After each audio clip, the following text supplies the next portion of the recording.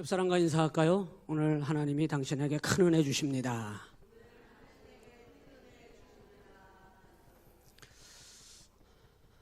오늘 하루도 여러분 잘 보내셨습니까? 네, 하나님 은혜로 오늘 한 날도 살은 줄로 믿습니다. 오늘 모든 것이 하나님의 은혜이고 모든 것이 하나님께 영광 돌릴 일들로 여러분의 삶의 자리가 가득 채워졌을 줄로 믿습니다. 하나님께서 여러분을 보기만 해도 하나님의 여러분의 삶이 하나님의 영광이 되어서 흡족해 하시고 기뻐하시고 하나님 받으시는 그런 삶을 우리 날마다 살아야 합니다. 하나님께서 우리를 바라보실 때 절망하시고 후회하시고 낙심하시고 좌절하시는 그런 인생도 있어요. 그런 삶이 되지 않도록 우리 날마다 믿음 꼭 붙들으시기를 주님의 이름으로 부탁을 드립니다. 옆 사람과 꼭 그렇게 승리합시다. 여러분, 요즘은 그런 뉴스가 많이 안 나오는 것 같은데 한때는 그런 뉴스가 참 많이 나왔어요. 가짜 휘발유, 그렇죠? 가짜 휘발유를 만들어 팔아가지고 기름값이 비싸니까 그 가짜 휘발유 파는 데 가면은 꼭 그 기름통 같은 데다가 거기 호수가 달려가지고 저도 개척교회 할 때 기름값이 워낙 비싸니까 그런 데를 찾아가서 기름을 넣은 적이 있거든요. 근데 이제 거기에 그게 가짜 휘발유인데 휘발유가 거의 없는 걸로 만들어가지고 가짜 휘발유를 만들어서 파는 줄 알았어요. 그런데 거의 휘발유더만요. 너무 맞아요? 가짜 휘발유 써보셨습니까? 여러분은 안 써보셨군요. 안 써보신 게 복이죠. 예, 제가 얼마나 다급했으면 가짜 휘발유를 사러 갔겠습니까? 이 가짜 휘발유를 보니까 거의 휘발유로 만들어요. 좀 어불성설 아닙니까? 가짜 휘발유를 파는데 거의 휘발유로 만들어가지고 불순물이 조금 들어가는 거야. 그래서 저는 그때 생각했어요. 가짜로 만드는 건 완전히 가짜와 진짜를 바꿔치기 해서 이게 가짜다 이렇게 하는 게 아니구나. 진짜에다가 불순물을 갖다가 섞는 거구나. 그때 알았어요. 이 미혹이라고 하는 건 그런 것과 똑같은 겁니다. 미혹이라고 하는 건 그것과 비슷한 원리인데 이 진품이 조금만 들어와도 여러분은 하나님의 정말 진품인 하나님 백성이 맞아야 해요. 이것도 섞이고 저것도 섞이고 마귀 종노릇도 하고 하나님 자녀인 척도 하고 하나님 대번합니다. 그래서 하나님 마지막 최종 심판 때 하나님이 하시는 일이 알곡과 가라지 갈라내는 거예요. 구별해내는 거예요. 양과 염소 갈라내는 겁니다. 천국 백성은 불러들이고 지옥에 영원히 꺼지지 않는 영벌을 당할 자들을 하나님 갈라내시는 거거든요. 그게 뭐예요? 진짜냐 가짜냐. 그래서 여러분 진짜가 되십시오. 저는 하나님 앞에 제 개인적인 목회의 소원은 진짜 목사 되는 거예요. 진짜 그리스도인 되는 거예요. 그래서 존 웨슬리도 여기에 대해서 설교했는데 거의 almost 크리스찬 2%가 부족한 크리스찬이 있다는 거예요. 그 정도면 진짜라고 봐줘야 되지 않아요? 98%가 진짜라는데 2% 조금 부족한 거의 그리스도인. 그런데 이 존 웨슬리는 그건 하나님 앞에 통과 못한다는 겁니다. 충격적이지 않습니까? 여러분, 우리가 정말 진짜 그리스도인이 되는 일에 목숨 거셔야 합니다. 진짜 그리스도인. 그래서 이 진짜 진품이 되기 위해서 조금의 불순물이 들어가서도 안 되는, 불순물이 조금 섞였기 때문에 여러분 가짜 휘발유라고 하는 거지, 휘발유가 거기 휘발유 성분이 하나도 없어서 가짜라고 얘기하는 게 아니라는 겁니다.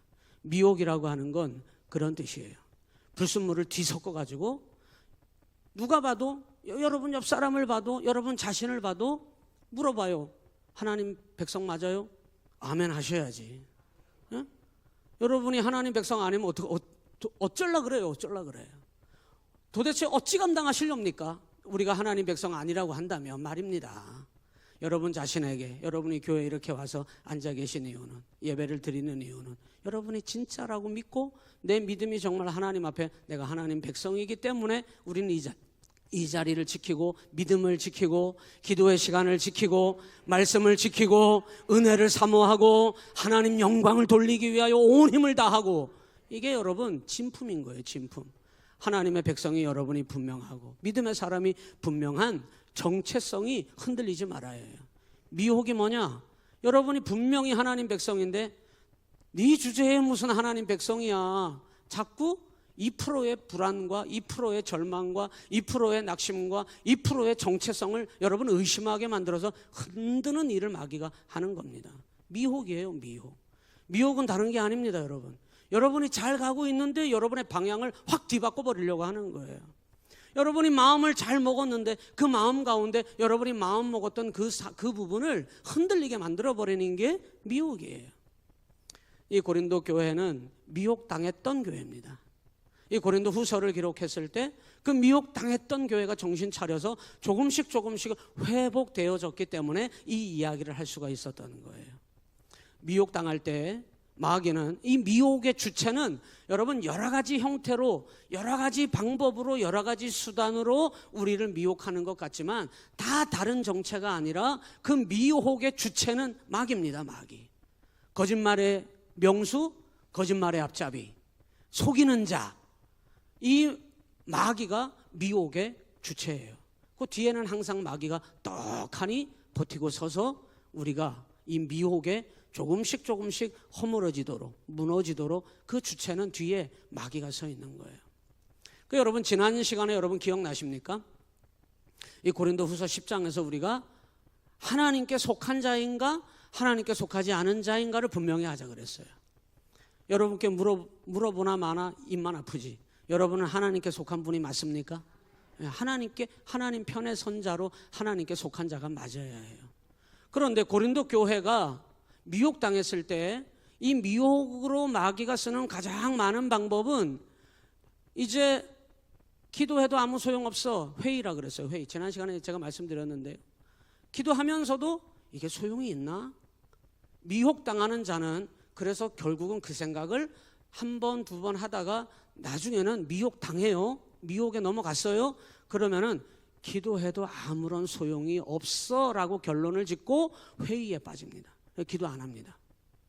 예배 드린다고 뭐가 돼? 그래서 예배에 여러분 하나님 앞에 예배 목숨을 걸던 사람이 이 회의에 빠지면은 예배가 허물어지기 시작하는 거예요.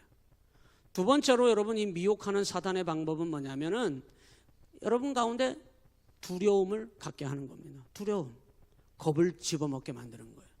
겁을 집어먹도록 마귀가 끊임없이 공격하고 끊임없이 협박하고 끊임없이 여러분을 간계로 여러분을 속이려고 든다는 겁니다. 두려워하도록.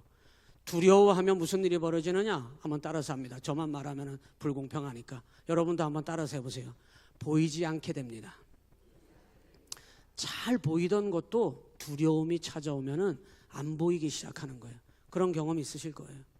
잘 하다가도 두려움이 찾아오는 순간 그만 나도 모르게 넘어져요. 흔들려 버려요. 마음이 흔들려요. 마귀는 너무 잘 알아요. 우리 자신을 너무 잘 알기 때문에 두려워하게 만들어 버려서 잘 하던 것도 멈추게 만들고, 그리고 잘 보던 것도 못 보게 만들고, 그리고 듣던 것마저도 안 들리게 만들어 버립니다. 여러분 겁에 질려서 벌벌 떠는 사람에게 옆에서 걱정하지 마, 겁먹지 마 이래봐요. 안 들어요. 안 들립니다. 여러분 안 보이는 겁니다. 그냥 두려움에 사로잡힌 그 순간 그냥 그것 때문에 아무것도 할 수 없습니다. 여러분의 마음을 주님께 올려드리실 수 있기를 바라요. 여러분의 마음이 주님이 주시는 평안으로 날마다 여러분의 마음에 은혜가 넘칠 수 있도록 여러분 그렇게 힘써 지키셔야 합니다. 내 마음을 내어주면 안 돼요. 내 마음을 아무에게나 열어놓으면 안 돼요. 마귀가 들락날락하도록, 마귀가 들어왔다 나갔다 하는 것은 여러분의 마음을 침범하기 위해서. 그래서 여러분 절대 마귀가 여러분에게 침범하지 못하도록 늘 주님의 평강으로 여기가 가득 채워져 있어야 합니다. 옆 사람 보면서 날마다 가득 찹시다. 날마다 여러분 뭘로 가득 채워야 해요? 주님의 은혜로 날마다 가득 채워야 해요. 그리고 여러분 마귀가 가장 많이 쓰는 미혹의 방법은 사람을 넘어뜨리면 됩니다. 그 교회에 기도하는 사람, 믿음 좋은 사람, 열심을 내는 사람, 여러분 조심해야 해요. 마귀의 공격 대상이기 때문에 그렇습니다. 제가 조심하라는 이유는 물론 우리 스스로 내가 하나님 앞에 쓰임 받으니까 그냥 교만해질 수 있고 내 스스로가 그렇게 될 수 있는 것을 물론 조심하셔야 됩니다만은, 조심하라고 하는 말은 하나님 앞에 기도하는 사람, 하나님 앞에 쓰임 받는 사람, 하나님의 열심을 더 다른 사람보다 더 많이 가진 사람은 마귀의 공격 대상이기 때문에 조심하셔야 된다는 거예요. 그래서 사실은 우리가 정말 교회의 일꾼들을 위해서 기도 많이 해야 합니다. 교사들을 위해서 기도 많이 해 주십시오. 여기 성가대 찬양대원들을 위해서 기도 많이 해 주세요. 그리고 우리 장로님들을 위해서 기도 많이 해 주셔야 돼요. 우리 중직들을 위해서 기도 많이 해 주셔야 돼요. 여러분, 믿음의 일꾼들을 위해서 여러분 기도 많이 해야 돼요. 왜 기도 많이 해줘야 되느냐? 마귀의 1순위 공격 대상이기 때문에 그렇습니다. 그래서 사람을 공격할 때 마귀가 제일 많이 쓰는 방법이 뭐라 그랬어요? 서로 믿었던 사람을 그 사람과 그 사람이 서로 의심하게 이간질 시키는 거예요. 이간질. 철석같이 믿었는데 의심하게 만들어버려요. 그래서 사람과 사람이 서로 공격하고 서로 여러분 등 돌리게 만드는 건 간단합니다. 이간질 한번 시켜버리면은 그렇게 철석같이 믿었는데 의심하기 시작한다니까요. 그래서 여러분, 이게 지금 누구에게 일어난 일을 제가 이렇게 정리해서 말씀드렸느냐? 바울 사도에게 일어난 일이에요. 바울 사도. 그래서 이 바울 사도가 참 목회하면서 이런 일을 당하지 말아야 되고, 이런 일이 왔을 때 정말 목회자라도 흔들릴 수 있는데, 이 바울 사도가 가짜라고, 진품인데, 그러니까 바울이 얼마나 억울해요. 여러분이 진짜 알곡인데, 여러분의 믿음이 정말 하나님이 기뻐하시는 믿음인데 여러분을 바라보면서 아이고 저거 가짜라고 이러면 여러분 잠이 오겠습니까? 그 바울 사도가 이 고린도 교회를 자기가 개척해서 하나님의 명령을 따라 교회를 세운 사람인데, 여기에 하나님, 지난 10장의 얘기가 그거잖아요. 하나님께 속하지 않은 사람들이 침범해서 들어가도록 만들어버렸어. 하나님께 속하지 않은 자들은 여러분 몇 가지가 있는데, 거짓 사도들과 거짓 선지자들입니다.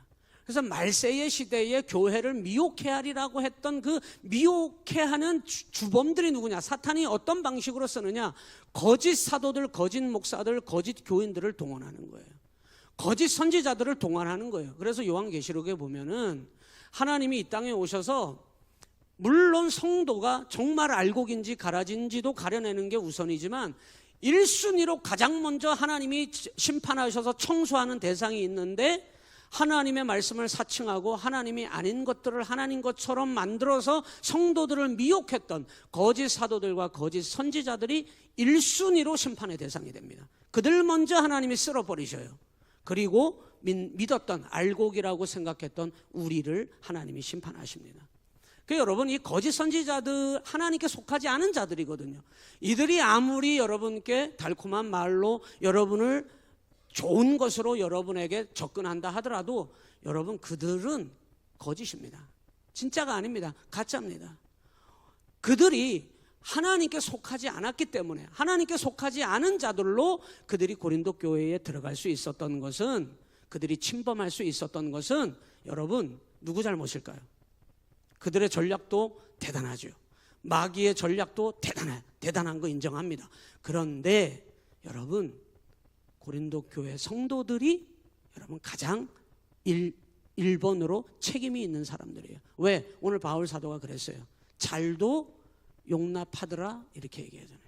잘도 넙죽 받아먹더라, 잘도 받아들이더라 이렇게 얘기해요. 그런데 그들은 가짜였단 말입니다. 그들은 하나님께 속하지 않은 자들이었다는 거예요. 진짜는, 진품은, 진짜 사도는 누군데? 바울 사도인데, 바울이 진짜인데, 그런데 진짜는 용납하지 않더라, 받아들이지 않더라 이렇게 얘기해요. 여러분, 뭘 받아들이고 여러분이 믿음 생활할 때 굉장히 중요한 거 있어요.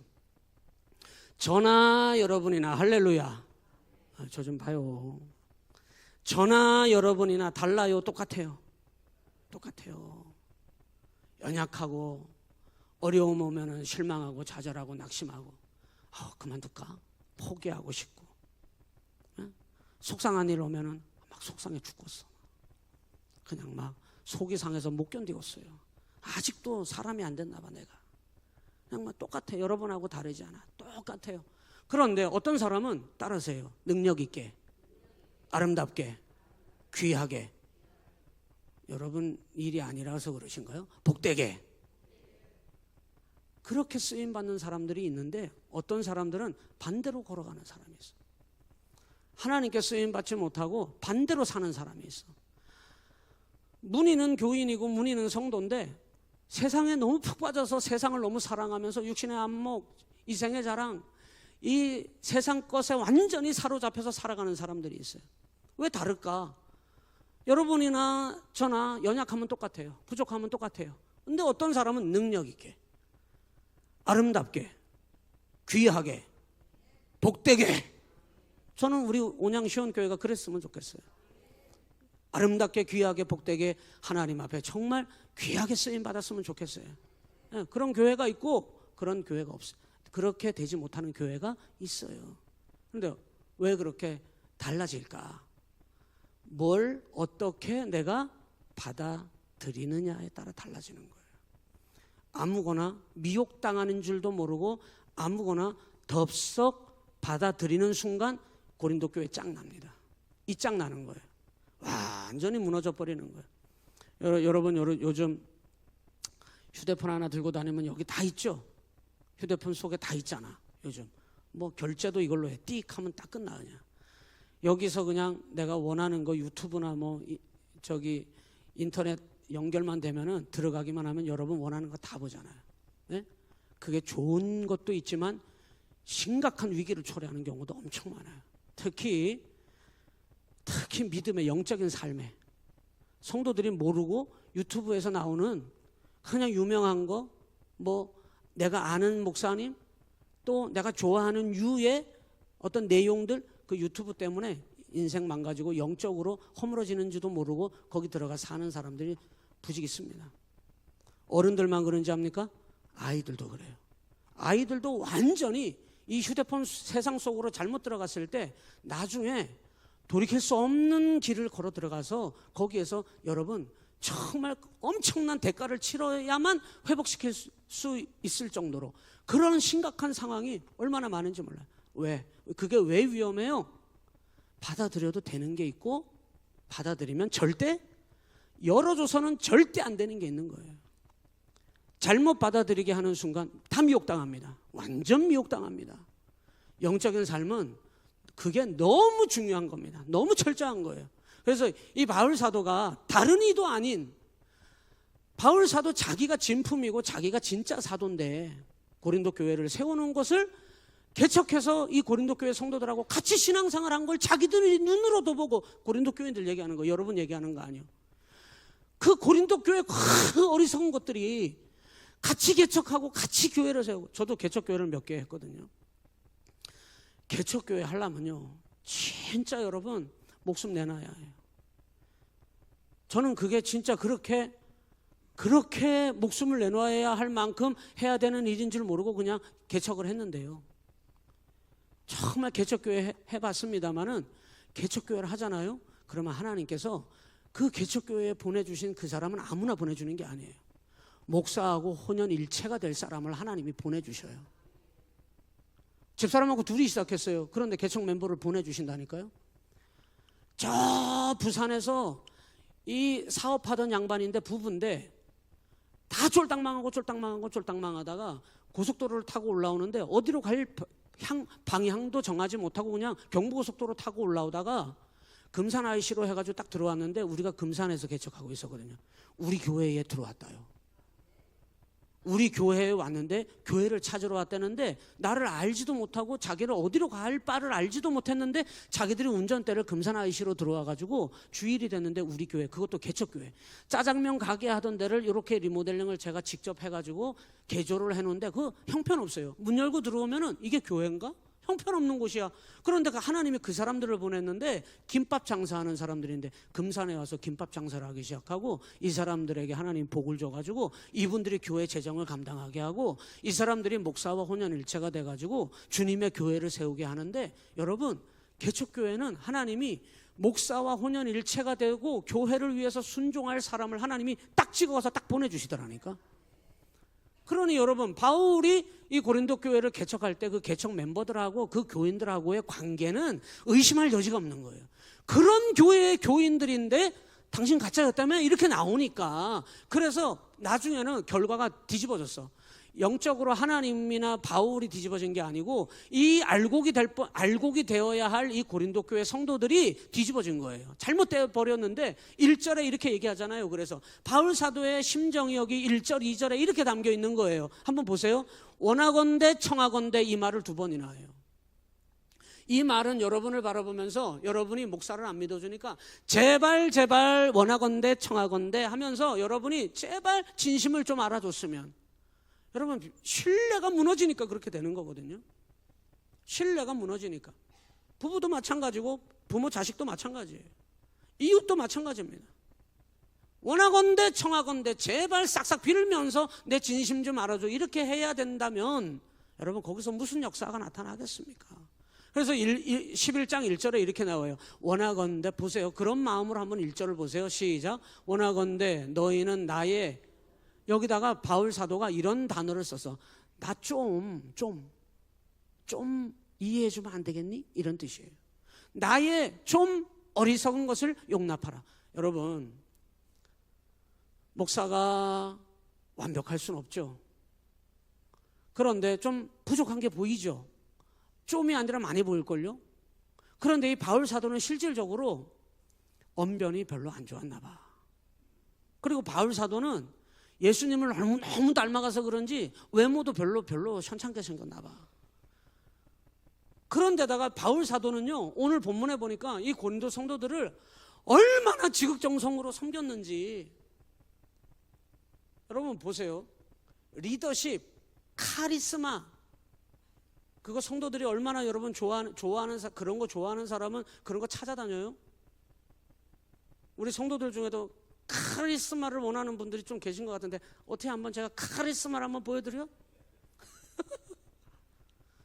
그런데 빠지면 안 돼요. 그런 데만 쫓아다니는 거야. 그런 데만 찾아다니는 거야. 저도 여러분 훈련시키면은 후 하면 뒤로 넘어지게 할 수 있어요. 그런 게 카리스마가 아니잖아요. 이 바울 사도는 난 약한 자야. 난 약해. 내가 나한테 뭐가 있다고. 그러나 바울이 확실한 건 있어. 내 자랑거리는 확실한 게 있어. 나는 진리만 전해.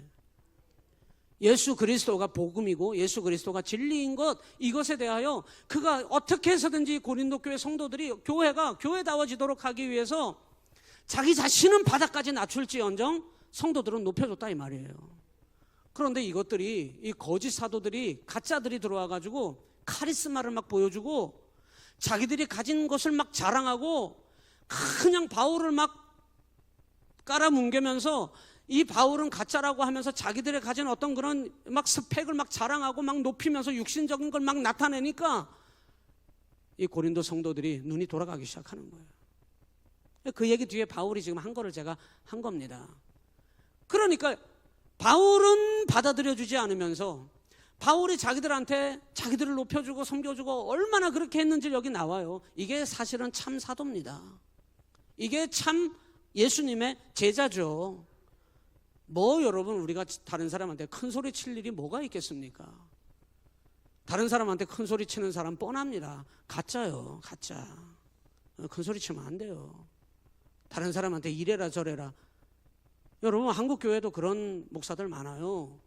아주 유명한 사람들 그냥 막 큰 소리 치면서 그냥 그러면서 뒤로 돈 다 챙기고 뒤로 그냥 썩은 내가 진동하고. 여러분 얼마나 많은지 몰라요. 그런 거 쉬쉬하고. 여러분 오늘 하나님께서는 우리에게 주신 은혜가 있어요. 여러분에게 하나님이 주신 은혜가 있어요. 여러분 그 은혜를 날마다 지켜내어야 합니다.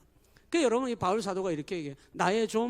내가 너희를 좀 높여주고 온유하게 온순하게, 그러니까 큰 소리 치지도 않고, 그러니까 어떻게 해서든지 이 고린도 교회 성도들 유익하도록 하려고, 복음이 전해지고 교회가 세워지도록 하기 위해서 바울이 그러니까 내가 조금 말주변도 좀 어눌하고 그러니까 너희가 좀 나를 무시했나 본데 날 좀 용납하라. 1절에 그 얘기예요. 어리석은 것을 좀 용납하라 그랬어요. 예? 나의 어리석음을 말이 좀 어눌하고 외모가 좀 그런 보이는 것에 대하여 좀 받아줘라. 용납하라. 청하건대 나를 용납하라. 2절로 가서 봐요. 2절에 이렇게 나와요. 시작. 내가 하나님의 열심으로 너희를 위하여 열심을 내노니 내가 너희를 정결한 처녀로 한 남편인 그리스도께 드리려고 뭐 하는 자예요? 중매하려고 한 것이다. 그러나 나는 3절에 뱀이 그 간계로 하와를 미혹한 것 같이 너희 마음이 그리스도를 향하는 진실함과 깨끗함에서 떠나 있어 지금. 예? 떠나면 어떻게 됩니까? 부패해. 이게 지금 바울에게는 가장 두려운 일이에요. 이거 안 되라고 바울이 얼마나 고린도 교회를 위해서 기도하고 섬기고 애를 썼는데 그만 뱀이 그 간계로 하와를 뭐 한 것 같이 미혹당한 거예요. 여러분 미혹당하면 여러분 가장 먼저 흔들리기 시작합니다. 그래서 뭐라고 얘기하냐면 너희 마음이 그리스도를 향하여 있어야 하는 그 진실된 믿음이 떠나게 되는 겁니다. 그 깨끗함에서 떠나 부패할까 두려워하노라. 이런 일이 일어났어요. 이 교회에 일어났었습니다. 그리고 해결이 되어서 회복하는 과정에 있기 때문에 고린도 후서를 통하여 다시는 따라서요. 다시는 미혹당하지 말자. 다시는 미혹당하는 일이 없어야 하기 때문에 여러분 미혹당하지 않으려면 어떻게 해야 됩니까? 미혹당하지 않으려면 3절에 나와 있는데요. 우리 자신을 그리스도의 정결한 신부로 날마다 지켜야 해요. 여러분 옆 사람 보면서 예수님의 정결한 신부입니다. 시작. 네. 여러분 우리는 신랑 되시는 예수님을 기다리는 자들이에요. 기다리고 계시죠? 네. 여러분에게 죄의 오물이 튀지 않도록 여러분의 정결함이 빼앗겨지지 않도록 주님 오시는 그날까지 우리의 신랑 되시는 주님이 오실 때까지 깨끗하고 순결한 믿음 붙잡고 여러분 지켜내어야 합니다. 그래야 미혹당하지 않아요. 두 번째는 다른 것에 눈 돌리면 안 돼요. 여기 뭐라고 얘기했냐? 4절 같이 읽습니다. 시작. 만일 누가 가서 우리가 전파하지 아니한 다른 예수를 전파하거나 혹은 너희가 받지 아니한 다른 영을 받게 하거나 혹은 너희가 받지 아니한 다른 복음을 받게 할 때에 이렇게 얘기해요. 여러분 그래서 마귀가 미혹의 주체는 마귀라 그랬어요. 여러 가지 방법으로 눈앞에 내게 다가오는 거는 내 눈을 속이기 위해서 현혹하기 위해서 다른 방법 다른 길 다른 수단으로 막 아닌 것 같은데 다 결국은 미혹의 주체는 마귀가 뒤에 서 버티고 있는 겁니다. 그런데 이 마귀가 우리를 미혹할 때 다른 예수, 여러분 예수님은 한 분이에요? 두 분이에요? 세 분이에요? 예수님은 한 분이에요. 예수님은 한 분인데 어째 다른 예수라고 바울 사도가 이야기하느냐? 이 말은 뒤에서 얘기합니다만 십자가 없는 믿음. 나는 죽어도 힘든 거는 싫어. 나는 헌신 싫어. 나는 내가 희생하는 거 싫어. 나 불편한 건 딱 질색이야. 나 힘들게 하려고 그러면 나는 거절. 노 땡큐. 다른 예수입니다. 주님이 걸어가신 길이라는 복음의 믿음은 그게 아닙니다, 여러분. 오직 주님은 한 분이시고 주님이 우리에게 열어주신 복음은 진리는 하나예요. 그런데 미혹당하게 하도록 하기 위하여 마귀가 우리를 미혹할 때는 다른 것, 다른 방편. 십자가 없어도 괜찮아. 너만 잘 되면 되지. 너 기도 왜 하는데? 너만 잘 되면 되는 거지. 여러분 그거는 다른 예수, 다른 복음이에요. 다른 영이, 다른 성령이, 다른 성령님은 안 계셔요. 다른 영이 우리 가운데 와서 우리를 혼돈하게 하는 겁니다. 무질서하게 만드는 겁니다. 그리고 결국에는 원망하게 하고 불평하게 하는 겁니다. 여러분 제발 여러분의 자리, 여러분의 가지고 있는 거 거기에 만족하고 기뻐하고 감사할 줄 알아요. 다른 사람은 어땠더라? 남편한테 가서 한번 얘기해봐요. 아유 다른 남편은 어때? 그럼 거기 가서 살아 바로 이래. 그죠? 많이 들어본 얘기죠? 아유 다른 교회 다른 얘기하면 안 돼. 여기 예수님이 계셔요. 여러분에게 허락되어진 사람, 여러분에게 허락되어진 상황, 여러분에게 허락되어진 달란트, 여러분에게 허락해 주신 하나님의 은혜, 그거에 감사하셔야 해요. 자꾸 다른 것에 현혹하고 바울 사도는 왜 저 모양으로 생겼어? 말투는 왜 저래? 그러니까 바울이 여러분 그게 막 앙금이 남아 있는 거예요. 그래서 이 앙금이 있는 바울이 뭐라고 이야기하냐면 6절에 가서 봐요. 이 말을 하고 가요. 이 말을 6절에 시작. 내가 비록 말에는 부족해. 나 인정해. 인정. 어떻게 완벽해요 사람이? 어떻게 여러분은 그런 수준이 안 되면서 다른 사람에게는 어떻게 그렇게 완벽한 걸 원하냐 말이에요. 당신은 그 정도는 해줘야지. 못할 수도 있는 거예요. 내가 비록 말에는 난 부족해. 난 인정. 그렇지만 내가 예수 그리스도의 진실된 사도로서 그 부분에 대해서는 나는 어떤 지극히 큰 사도보다도 나는 부족함이 없다. 거기에 그 이야기를 바울 사도가 합니다. 5절의 앞부분에 이렇게 얘기하잖아요. 나는 지극히 크다는 사도들보다 부족한 것이 조금도 없는 줄로 생각하노라. 여러분 바울 사도가 이거를 교만해서 이 얘기하는 거 아니에요. 자기는 정말 다메섹 도상에서 예수님을 만난 이후로 이방인을 위한 사도로 부름받았음을 확신하고 그는 예수 그리스도의 사도가 된 것이 분명히 맞습니다. 그렇기 때문에 자기가 진짜 사도고 자기가 진짜 예수님의 음성을 들어서 명령을 받은 사도가 분명한데 지극히 크다는 어떤 사도들과도 비교하면 안 되지만 부족한 것이 조금도 없다 이렇게 말하고 있어요. 물론 이것이 이 바울 사도가 교만해서가 아니라 자랑하지 말라고 뒤에서도 얘기합니다만은 나는 이것을 증명할 수 있다는 거예요. 그래서 교회는 증명되어져야 해요. 우리 온양시온 교회는 정말 십자가의 복음으로 세워진 교회임이 증명되어져야 해요. 그럼 뭘 보고 증명할 수 있어요? 사람들이 이 교회의 구성원들을 보면 알 수 있어요. 이 교회를 이루고 있는 성도들을 보면 알 수 있다는 거예요. 성도들이 맨날 막 죄송합니다. 싸움박질만 한다고 생각을 해봐요. 거기를 어떻게 교회라고 할 수 있어요? 그건 증명이 안 되는 겁니다. 그래서 바울이 자기 자신을 나는 십자가로 고난받은 증거와 흔적이 있다 그랬어요. 여러분 우리 성도들은 하나님 안에서 진품 알곡이 된다는 말은 내가 걸어간 흔적이 있는 거예요. 없는 게 아니에요. 여러분이 지난날 걸어온 흔적을 저는 모르죠. 제가 여기 오기 이전에 여러분을 만나기 이전에 여러분이 어떤 발자국을 찍고 왔는지는 몰라요 저는. 그런데 하나님 아실 거 아닙니까? 허목사가 지금까지 여기까지 걸어온 그 발자국과 십자가의 길과 믿음의 길의 흔적을 하나님 아실 거 아닙니까?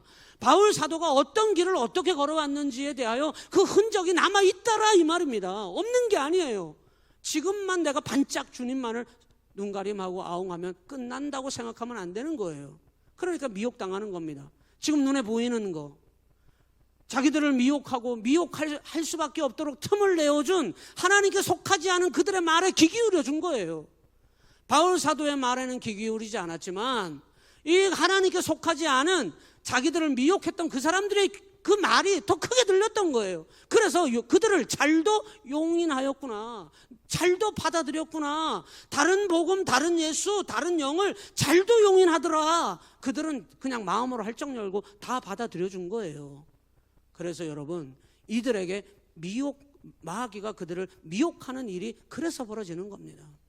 뭘 받아들이느냐, 내가 뭘 받아들이지 말아야 하느냐, 이게 얼마나 중요한지 모릅니다. 왜 받아들이고 용인해야 할 참 사도인 이 바울 사도는 용인하지 않고 가짜들을 용인해 버려서 교회 공동체가 미혹당한 공동체로 만들어버렸냐 이 말이거든요. 책망하는 거거든요. 그래서 오늘 본문에 참 사도가 누구인가를 분별하라고 하는 말을 하는데 따라서 합니다. 분별해야 됩니다. 네, 진리와 비진리를 분별할 수 있어야 되고요, 선과 악을 분별할 수 있어야 하고요, 아름다움과 추한 죄, 추한 게 뭔지를 분간할 수 있어야 합니다. 이거를 분별해야 되는데 가장 중요한 거 있다 그랬어요. 교회는 하나님께서 건물로 이루어 놓는 게 아니에요. 우리 건물이 조금 재질이 이런 거든 벽돌이든 나무든 아무 상관없는 거잖아요. 건물이 뭘로 이루어졌느냐는 아무 중요한 게 아니에요. 교회의 구성원이 가장 중요한데 사람이 중요한 거예요. 그래서 여러분 사람이 가장 중요한데 이 사람을 신뢰하지 못하고 미혹당하면 받아들이지 못하게 하고 신뢰하지 못하게 하는 거예요. 그래서 여러분 이 바울 사도가 내가 참 사도인지 아닌지 분별하라 그랬어요. 참 사도는 뭐냐? 오늘 본문에 이렇게 얘기합니다. 참 사도에 대하여 5절에 나는 지극히 크다는 사도들보다 부족한 것이 조금도 없는 줄을 생각하노. 7절입니다. 7절 죄송합니다. 7절에 내가 너희를 같이 읽어요. 7절 시작. 내가 너희를 뭐 하려고? 높이려고 나를 낮추었다 이랬어요. 여러분, 바울 사도가 진짜 사도인데 바울 사도의 삶을 어떻게 보여줬느냐? 자기 자신을 권사님들 나 담임 목사인 것 좀 알아줘요. 내가 당신들보다 더 높은 사람이요. 나 좀 알아줘. 이렇게 하지 않고 성도들을, 권사님들을, 집사님들을, 성도들을 더 높여준 사람이 바울 자신이었다는 거예요. 여러분, 진짜 참 사도는 뭐예요? 정말 십자가의 복음으로 그 길을 걸어가는 사람은 뭐예요? 자기를 겸손히 낮추는 사람이 진짜 주님의 제자인 겁니다. 여러분, 큰 소리 빵빵 치려고 그러고 다른 사람들에게 군림하려고 그러고 여러분, 거짓입니다. 거짓. 그런 교회, 그런 목사들이 난무하고 있어요. 그런 성도들이 난무하고 있어요. 여기가 어디라고? 와가지고 큰 소리를 쳐? 여기가 어딘데? 함부로 목소리를 높이고 큰 소리를 내. 하나님 앞에서. 그런 사람이 난무한 거예요. 왜? 자기가 최고인 줄 알아. 절대 그러면 안 됩니다. 정말 참된 믿음의 길을 걸어가는 사람은 그렇게 할 수가 없어요. 두 번째, 바울 사도는 이런 얘기를 합니다. 내가 참 사도다. 8절에 시작. 내가 너희를 뭐 하기 위하여? 섬기기 위하여. 여러분, 진짜 믿음의 성도는 알곡은 다른 사람을 끊임없이 섬기는 거예요. 끊임없이 다른 사람을 높여주는 거예요. 오늘 여러분, 우리 이 은혜만 있어도 교회는 여러분 저절로 되어집니다. 여러분, 자꾸 다른 사람에게 뭔가를 요구하니까 문제지. 다른 사람에게. 바울 사도는 이렇게 얘기합니다. 뭐라고 이야기하느냐? 참 사도인 것에 대해서 따라서 합니다. 나의 유익보다 교회의 유익을 위하여 살았습니다. 여기 9절에 10절에 그렇게 나와요. 9절 10절에 9절에 또 내가 너희와 함께 있을 때 비용이 부족하였으되 아무에게도 뭐를 끼치지 아니하여? 누를 끼치지 아니하여. 이 말은 내 유익, 지금 내가 내 손해를 보게 생겼는데 내 유익이 중요한 게 아니야. 주님의 교회에 더 덕이 되는 거, 유익이 되는 것을 우선으로 삼았다는 거예요. 여러분, 이런 사람 찾기 사실은 어려워요. 교회의 유익함을 먼저 앞세우는 사람 되는다는 게 쉽지 않습니다. 그래서 그 일을 위해서 그 9절 하반절에 보면 스스로 따라서 합니다. 스스로 조심하였고 또 조심하리라. 네, 항상 조심했다는 거예요. 내가 누군데? 내가 목사인데? 내가 담임 목사요. 여러분, 그렇게 하지 않았다는 거예요. 조심하고 또 조심했다는 거예요. 내가 경거망동한 것 때문에 혹여나 주님의 교회가 흔들릴까 봐, 성도들이 잘못될까 봐, 다른 사람이 잘못될까 봐 조심하고 또 조심했다는 거예요. 여러분, 우리가 이 믿음만 가져도 여러분 주님이 부르시는 그 믿음의 길 가는데 여러분 부족함이 없어요. 이 믿음 가지시기를 주님의 이름으로 간절히 축원합니다. 여러분, 그 뒷부분에 좀 다 봐야 되는데요. 이 고린도 교회를 미혹했던 자들의 정체를 바울 사도가 드러내요. 13절, 14절, 15절 읽어봅시다. 13, 14, 15 찾으셨습니까? 시작. 그런 사람들은 거짓 사도요 속이는 일꾼이니 자기를 그리스도의 사도로 가장하는 자들이니라. 이것은 이상한 일이 아니니라. 사탄도 자기를 광명의 천사로 가장하나니 그러므로 이들을 사탄의 일꾼들이라고 하는 거예요. 사탄의 일꾼들도 자기를 의의 일꾼으로 가장하는 것이 또한 대단한 일이 아니니라. 그들의 마지막은 그 행위대로 되리라. 이 교회를 미혹하는 이들의 정체는 사탄의 일꾼들이었다. 정체를 드러냈습니다. 여러분, 이들은 끊임없이 여러분 교회를 집어삼키려고 하는 겁니다. 20절 시작. 누가 너희를 종으로 삼거나 잡아먹거나 빼앗거나 스스로 높이거나 뺨을 칠지라도 너희가 용납하는도다. 여러분, 이들이 고린도 교회를 미혹하고 들어가서 이 교회를 장악하더니 어떻게 하느냐? 본색을 드러내는데 이 성도들을 종으로 삼아버리고 잡아먹거나 빼앗거나 착취하거나 자기들 스스로를 높이거나 뺨을 치거나 이렇게 군림했다 이 말이에요. 그런데도 잘도 용납하더라 이렇게 바울 사도가 그들의 실체를 이야기하고 있습니다. 우리는 누구냐? 우리는 그리스도 예수님의 일꾼입니다. 바울 사도는 그 믿음의 흔적을, 고난을, 그 흔적을 자랑하고 있는데 23, 24, 25, 26절에 쭉 나와요. 한번 읽어봐요. 읽고 마칠게요. 23절 시작. 그들이 그리스도의 일꾼이냐? 정신없는 말을 하거니와 나는 더욱 그러하도다. 내가 수고를 넘치도록 하고 옥에 갇히기도 더 많이 하고 매도 수없이 맞고 여러 번 죽을 뻔하였으니 유대인들에게 40에서 하나 감한 매를 5번 맞았으며 3번 태장으로 맞고 1번 돌로 맞고 3번 파선하고 일주야를 깊은 바다에서 지냈으며 여러 번 여행하면서 강의 위험과 강도의 위험과 동족의 위험과 이방인의 위험과 시내의 위험과 광야의 위험과 바다의 위험과 거짓 형제 중의 위험을 당하고 또 수고하며 애쓰고 여러 번 자지 못하고 줄이며 목마르고 여러 번 굶고 춥고 헐벗어노라. 여러분 이 정도 당하면은 교회 안 다니는 게 나아. 그죠?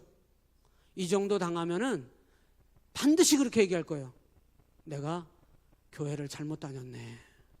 내가 하나님을 잘못 믿었네. 이렇게 될 판입니다 지금. 그런데 바울 사도는 이걸 자랑거리로 삼고 있는 거예요. 왜? 이것이 고난의 흔적이고 믿음의 흔적이기 때문에 반드시 믿음의 성도는 흔적이 남아야 해요. 이런 길을 걸어가도 이것이 정말 내가 미혹당하지 않고 참 사도로서 참 주님의 사람으로서 내가 그 믿음의 길을 걸어가고 있다고 하는 이 사람을 하나님 앞에서 증명해낼 믿음의 흔적들입니다.